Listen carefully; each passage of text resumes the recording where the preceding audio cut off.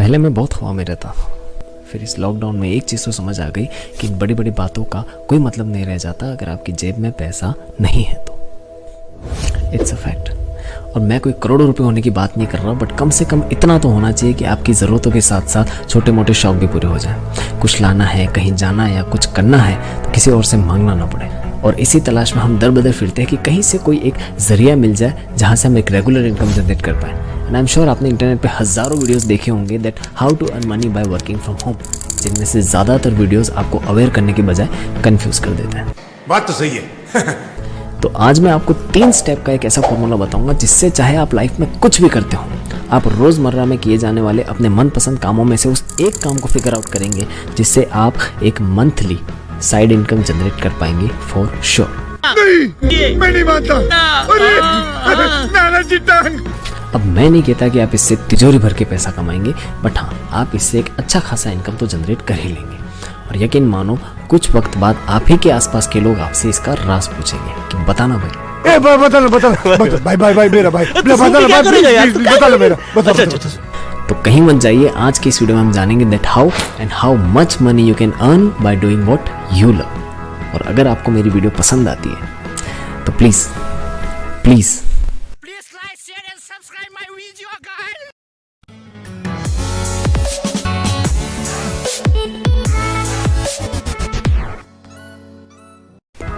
अब इस कोविड के टाइम पे कई लोग ऐसे थे जिन्होंने अपनी लाइफ में बहुत कुछ अचीव किया, and on the other side there are so many people who are still figuring out that how to execute what they actually wanted to do in their life. अब ऐसा इसलिए होता है क्योंकि हर शख्स की लाइफ सेम नहीं होती। उसका बॉर्न एंड ब्रॉट अप, उसकी अपब्रिंगिंग, उसकी कंडीशनिंग, उसका फाइनेंशियल स्टेटस, यहाँ तक कि लाइफ को लेके उसका माइंडसेट, सब कुछ अलग रहता है। और इसीलिए हम में से कईयों को सब कुछ बहुत जल्दी मिल जाता है तो कईयों को थोड़ा वक्त लगता है। इसीलिए मैं चाहता हूँ कि आप अपनी लाइफ को दूसरों से कंपेयर ना करें। एटलीस्ट जब तक ये वीडियो देख रहे हैं तब तक तो बिल्कुल ना करें, क्योंकि तभी ये वीडियो आपके लिए हेल्पफुल रहेगी और आप ये जान पाएंगे कि आप में वो क्या कैपेबिलिटीज़ हैं जिससे आप घर बैठे एक certain amount of money generate कर सकते हैं। तू समझा Shyam? So during this Covid time जब जॉब्स जारी थी, वैकेंसीज नहीं थी, लोग टेंशन में थे, मनी सोर्सेज लिमिटेड हो रहे थे, आई वॉज अफ्रेड टू कि कॉम्पिटिटिव एग्जाम्स की प्रिपरेशन तो कर ही रहे हैं, बट अगर कोई एग्जाम नहीं निकला, जॉब नहीं लगी, क्या करेंगे? इस उम्र में आप जाएंगे कहाँ? दर दर की ठोकरें खाएंगे। आपकी बूढ़ी हड्डियों में ना जान है ना आवाज में दम। खुल के भीख भी नहीं मांग सकते। माई ऐसी आवाज देनी पड़ती है। So in that crucial time, I wanted a sense of financial security so that I can focus on what I was doing earlier. Thus, I have figured out something which was enough for me to pay my monthly bills and take care of my desires as well. छोटा मोटा ही सही, लेकिन उसमें पैसा तो था। अब मज़े की बात इसमें यह है कि इसमें किसी भी डिग्री की ज़रूरत पड़ी ही नहीं। इसीलिए मैं चाहता हूँ कि आप इस वीडियो को आज पूरा देखें, ताकि अनफॉर्चुनेटली अगर आपकी लाइफ में कभी भी ऐसा फेज आए, ऐसी प्रॉब्लम में फंसे, ऐसे ट्रैप में फंसे जहाँ आपको लगे कि आपका कुछ नहीं हो रहा है, consider this things and give it a try. आइए देखते मजा आया। क्या होता है, पैसे कमाने के मोटे मोटे 2 तरीके होते हैं। Either you work for someone for which you get paid on a monthly basis, or you start your own company or a business where you hire people who will work for you to generate money. मतलब किसी के यहाँ आप job करते जहाँ आपको monthly basis पे एक रेगुलर इनकम मिलता है, या फिर आप अपना बिजनेस या कोई कंपनी डालते जहाँ आप लोगों को हायर करते हैं और वो आपके लिए काम करते हैं पैसा बनाने के लिए। अब एक थर्ड फैक्टर और है, फ्रीलांसिंग। इंडिया में थोड़ा कम पॉपुलर है, लेकिन धीरे धीरे पॉपुलर हो रहा है। कोविड से पहले ये वेटेज 1 से 2% के आसपास था, बट कोविड के बाद 2020 के सेकेंड क्वार्टर में ये बढ़ के 15% तक हो गया, विच मीन्स इसका बहुत बड़ा मार्केट है आने वाले टाइम में। फ्रीलांसिंग को मोटा मोटा समझिए, कोई भी ऐसा काम जिसमें आपको क्लाइंट से डायरेक्ट डील करना होता है, मतलब जिसका जितना काम उतनी आपकी तरफ से सर्विस और उतना ही आपको पेमेंट।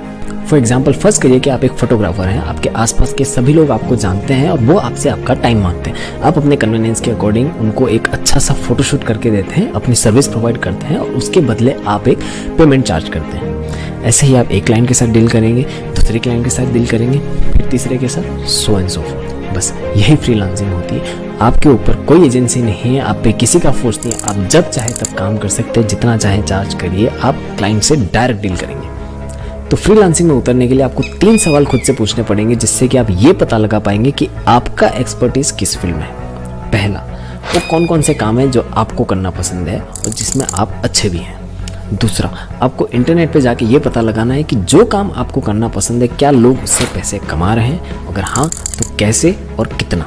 थर्ड, अब इनमें से कौन सी चीज़ ऐसी है जिसमें आप कम मेहनत करके ज़्यादा पैसा कमा सकते हैं। ये तीनों क्वेश्चन सुनने में थोड़े कॉम्प्लिकेटेड लग रहे हैं, बट इनको डिटेल में एनालाइज करेंगे। मेरा एग्जांपल लेके that how I figured out something which worked for me, कहीं ना कहीं आप रिलेट करके समझ पाओगे। तो पहला सवाल, मैंने एक लिस्ट बना ली कि मुझे क्या क्या चीज़ें पसंद है।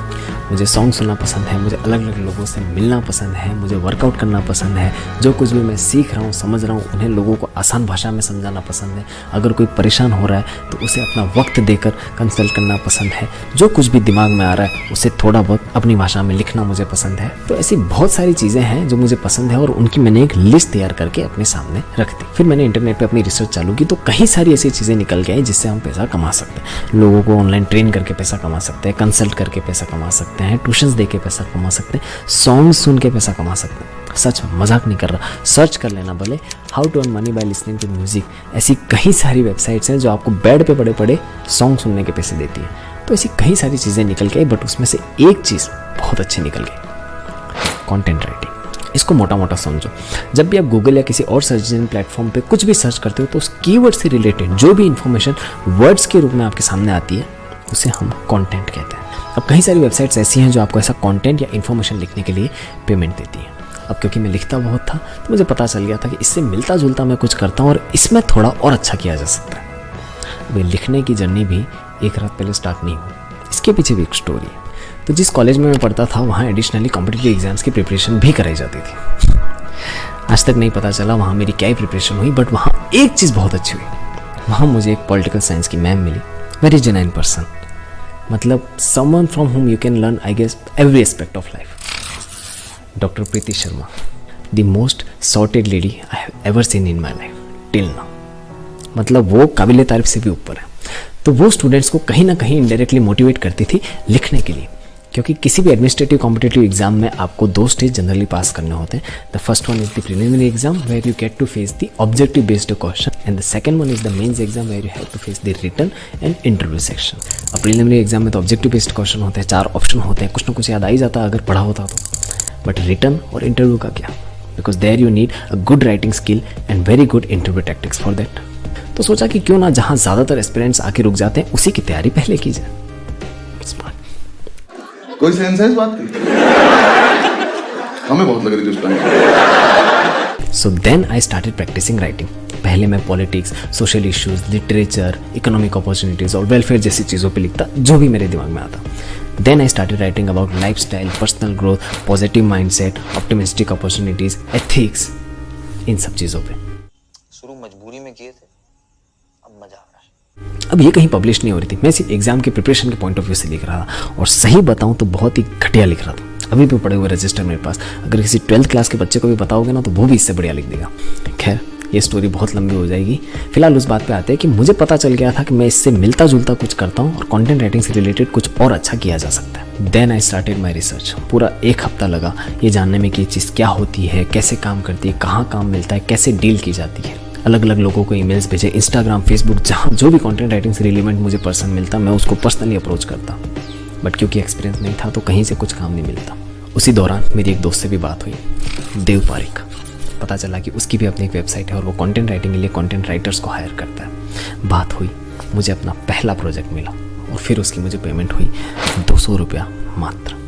मेरी लाइफ की पहली पेमेंट मात्र 200 रुपये थी। बट आई वॉज हैप्पी कि मैंने कुछ काम किया और उसका रिजल्ट मुझे मिला है। धीरे धीरे अलग अलग लोगों को अप्रोच किया, काम सुधारा, फॉन्ट्स ऐड किए, लिंक्स ऐड किए, इमेजेस ऐड किए, क्रिएटिविटी लाया और वो 200 रुपये का प्राइस 350 तक पहुंचा। अलग अलग लोगों को अप्रोच करने से और डील्स मिलने लगी। फ्री रहता तो दिन में 6-7 आर्टिकल्स एक साथ लिख देता, which gave me around 1500 to 2000 rupees per day. जब मुझे लगा कि अच्छा खासा अमाउंट इकट्ठा हो गया, हाँ पैसे कमा सकते हैं, तब मैंने इस काम को बंद किया और फिर मैंने अपना YouTube चैनल स्टार्ट किया। क्योंकि जो काम मैं दूसरों को करके दे रहा था वही काम अब मुझे खुद के लिए करना था। जो भी इससे पहले आपने 9 वीडियोस देखे हैं वो मैंने ही प्रॉपर रिसर्च करके लिखे हुए हैं और उनको आपके सामने पेश किया है। नो डाउट आपका बहुत प्यार मिला है। अब मुझे पता है कि YouTube पे स्टार्टिंग में इतना पैसा नहीं रहता, बट आने वाले 2-3 सालों में या आने वाले 5 सालों में मुझे इसका रिजल्ट बहुत अच्छा मिलेगा।